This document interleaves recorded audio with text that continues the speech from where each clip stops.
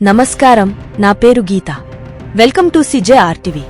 తాజా వార్తల విషయానికి వస్తే, కేసీఆర్ దిగపోతే కవిత కూర్చుందామనుకున్నది అని మంత్రి సీతక్క అన్నారు. మహిళలకు ప్రాధాన్యం ఇస్తుంటే ఓర్వలేకపోతున్నారని కామెంట్ చేశారు. సీఎం కావాలని ఎమ్మెల్సీ కవిత ఎంతో ఆశపడిందని మంత్రి సీతక్క అన్నారు.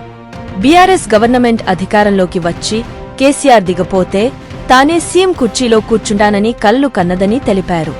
కాంగ్రెస్ పవర్లోకి రావడంతో ఆమె ఆశలన్నీ అడియాసలయ్యాయని చెప్పారు. కవితను ప్రజలు ఓడించినా 6 నెలల్లోనే ఎమ్మెల్సీ పదవి పొందింది.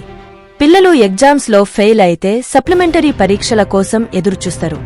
కానీ కవిత మాత్రం మేనేజ్మెంట్ కోటాలో పదవి తెచ్చుకున్నది అని సీతక్క మండిపడ్డారు. మరియొక తాజా వార్తలతో మీ ముందుకు మళ్లీ వస్తాను. అంతవరకు సెలవు.